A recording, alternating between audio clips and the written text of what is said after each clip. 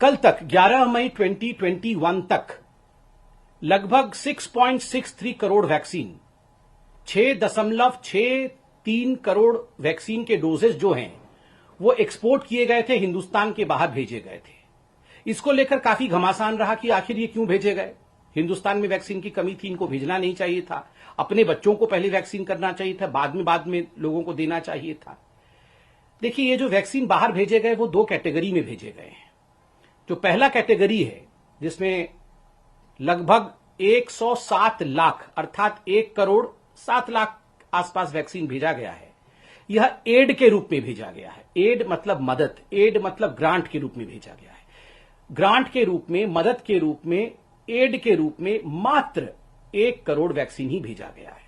बाकी जो वैक्सीन भेजी गई है, 84% जो वैक्सीन भेजी गई है, लगभग 5 करोड़ से अधिक, वो लायबिलिटी के रूप में भेजी गई है, जो आपको करना ही था। चाहे हमारी सरकार होती, चाहे किसी की भी सरकार होती, उसको वो क्वांटिटी भेजना ही था, क्योंकि वो लायबिलिटी है। वो किस प्रकार से लायबिलिटी है और एड किसको हमने दिया है, आज मैं इसको एक्सप्लेन करने वाला हूं। आप सब ध्यान से सुने। जहां तक एड का सवाल है, हमने लगभग, जैसा मैंने कहा, 107 लाख, 1 करोड़ और कुछ वैक्सीन हमने बाहर भेजे हैं। किसको मुख्यतः हमने एड दिया? हमने एड दिया है अपने नेबरिंग 7 देशों को। जो हमारे देश के आसपास जो 7 देश हैं, जो 7 मुल्क हैं, जो हमारे नेबर्स हैं, उनको हमने एड दिया। और कितना एड दिया? 78.5 लाख डोजेस। इन 1 करोड़ से थोड़े अधिक जो डोजेस हमने एड के रूप में दिए, उसमें 78 लाख डोजेस हमने अपने देश के आसपास के देशों को दिया। उस पर भी आप सवाल खड़ा कर सकते थे कि क्या आवश्यकता है बांग्लादेश को देना, क्या आवश्यकता है बाकी देशों को देना। देखिए, ये डिप्लोमेसी नहीं है, ये डिप्लोमेसी के साथ साथ ये एपिडेमियोलॉजी भी है। कैसे एपिडेमियोलॉजी है? अगर आप अपने देश के आसपास के देशों की सुरक्षा की चिंता भी करते हैं, थोड़ी बहुत चिंता करते हैं, उनको मदद करते हैं, तो ये वायरस जो बाउंड्रीज नहीं जानता है, ये वायरस जो सरहदें नहीं जानता है, आप अपने देश और अपने देश के जो बाउंड्री वाले स्टेट्स हैं उनको भी प्रोटेक्ट करते हैं। तो स्वाभाविक रूप से ये एड, ये जो ग्रांट है, केवल 1 करोड़ वैक्सीन डोजेस का ये बनता था। दूसरा है जो एड में मैंने कहा 107 लाख, 1 करोड़ समथिंग, 78 तो हमने इनको दिया। बाकी 2 लाख डोजेस हमने किसको दिए? हमने United nation peace keeping force, जो संयुक्त राष्ट्र का पीस कीपिंग फोर्स होता है, हमने उसको दिया है। संयुक्त राष्ट्र के पीस कीपिंग फोर्स को क्यों दिया? आपको जान के खुशी भी होगी और आपको जान के आश्चर्य भी होगा कि किस प्रकार का भ्रम फैलाया गया। 6600 इंडियन सोल्जर्स जो हैं, जो हिंदुस्तान के जवान हैं, वो आज सरहद से दूर, हमारे देश के सरहद से दूर संयुक्त राष्ट्र के लिए और पीस कीपिंग के लिए काम कर रहे हैं। वो भिन्न भिन्न देशों में प्लेस्ड है। अगर हमने पीस कीपिंग फोर्स को 2 लाख डोजेस दिया था, तो अपने जवानों को किस तरह दोनों डोजेस लग सके, हमारे जवान जो हमारे देश से बाहर रह के भी हमारे देश के हितों की रक्षा कर रहे हैं, उनको कैसे प्रोटेक्ट कर सके, उसके लिए वो डोज दिए थे। क्या ये गलत है? हम नहीं मानते हैं ये गलत है।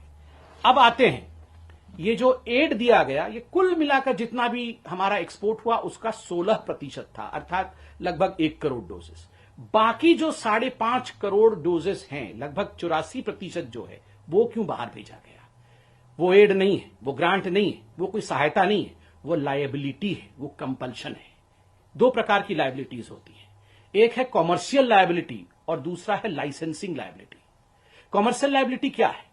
कॉमर्शियल लायबिलिटी है ये 2 कंपनी भारत की, जो भारत में मैन्युफैक्चर कर रही हैं वैक्सीन, कोविशील्ड की सीरम इंस्टीट्यूट ऑफ इंडिया और कोवैक्सीन की भारत बायोटेक। इन्होंने पहले से ही कुछ अरेंजमेंट देश के बाहर बुकिंग्स ली थी और कुछ एडवांस पेमेंट लिया था। और जिन देशों से ये रॉ मटेरियल लाते हैं, आप देखिए, कोई भी वैक्सीन बनता है, कोई भी उत्पाद बनता है, उसके लिए रॉ मटेरियल की आवश्यकता है। जिन देशों से ये कंपनीज रॉ मटेरियल लेते हैं, उन देशों के साथ बैठ करके रॉ मटेरियल लेते समय इन्होंने कुछ करार साइन किए थे कि ठीक है, आपसे हम रॉ मटेरियल लेंगे, बदले में हम आपको कुछ वैक्सीन बुकिंग के लिए अलाउ करेंगे, अर्थात हम पेमेंट लेंगे, एडवांस पेमेंट लेंगे, मुफ्त में नहीं देंगे, और बुकिंग करके आपको वो जो उत्पाद निकलेगा रॉ मटेरियल से वो पहुंचाएंगे। ये तो कॉमर्शियल लायबिलिटी है। आप रॉ मटेरियल ले रहे हैं, बदले में पैसा लेकर के आप उनको वैक्सीन दे रहे हैं, ये अनिवार्य है। ये किसी की भी सरकार हो, ये जो हस्ताक्षर आप करते हैं, जो कंपनीज हस्ताक्षर करती है, जो एडवांस पेमेंट लेती है, उसके एवज में उनको देना ही पड़ेगा। दूसरा जो लायबिलिटी है, दूसरी लायबिलिटी है आपकी लाइसेंसिंग लायबिलिटी। लाइसेंसिंग लायबिलिटी होती है केवल SII, serum institute of India के कोविशील्ड के लिए, कोवैक्सीन के लिए नहीं है, क्योंकि कोवैक्सीन भारत का ही कंपनी है और भारत बायोटेक भारत में ही मैन्युफैक्चर करती है, इसलिए उसका लाइसेंस बाहर से नहीं आया है। कोविशील्ड के लिए जो SII ने लाइसेंस लिया है वो एस्ट्राजेनिका से लिया है, ऑक्सफर्ड का लाइसेंस है।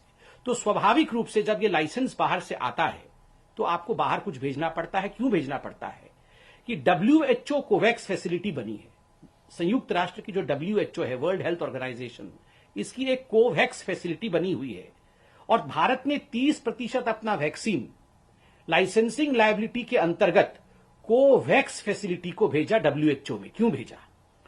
जब पूरे विश्व में हाहाकार मचा हुआ था कोरोना को लेकर, अभी भी मचा हुआ है, और वैक्सीन को लेकर किस प्रकार वैक्सीन को मैन्युफैक्चर करना है, उसमें कोऑपरेशन कैसे रहेगा, सभी देश मिलकर कैसे करेंगे, तो एक कोवैक्स फैसिलिटी WHO में बनाई गई और सभी देशों ने उसमें करार हस्ताक्षर किया, एक करार साइन किया कि ठीक है, हम भी इसके हिस्से बनेंगे, रॉ मटेरियल इत्यादि हम लेंगे, बदले में हम अफोर्डेबल प्राइस में WHO के कोवैक्स फैसिलिटी को भी कुछ वैक्सीन सप्लाई करेंगे, जिसके बदले में WHO हमें लाइसेंस इत्यादि देगी, WHO रॉ मटेरियल के लिए हमें मदद करेगी।